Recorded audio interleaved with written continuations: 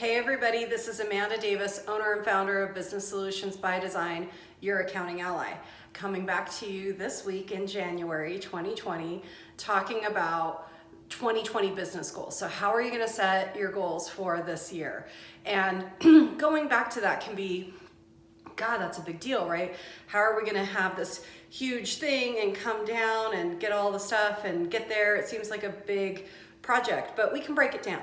And so there's an acronym called SMART, S-M-A-R-T, SMART. So we're going to be smart about how we set our goals. So we're going to be specific.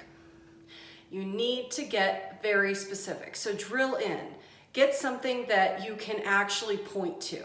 You can't get world hunger. We're not going to solve world hunger, but maybe you can get sandwiches and you can feed 10 people every month. And you can go around and find people who need help and you could feed 10 people every month. That's very specific, right? And measurable. So if you're feeding 10 people and it's every month, you know whether you met that goal or not, right? At the end of the month, did 10 people get food, right? That's really good. It's very specific and it's measurable. Is it attainable? Well, I think you can make 10 sandwiches in a month, right, and feed somebody. I mean, there are a lot of busy people out there, or buy 10 sandwiches, I don't care, and give them out to people who need people, you know, so you can actually do that. That is very specific. 10 sandwiches in a month isn't going to kill you.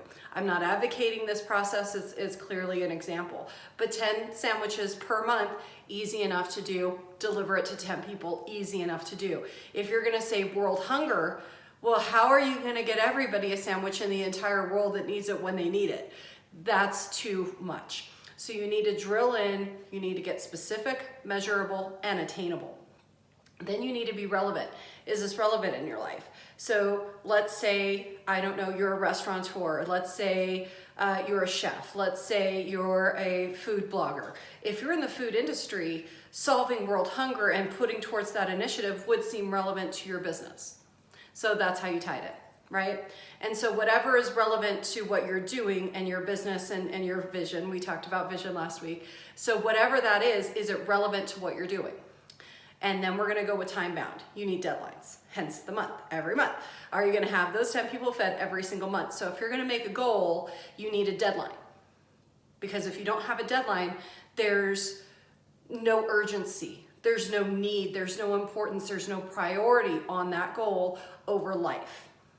Because in my life, if you know me, last quarter of 2019 was a lot.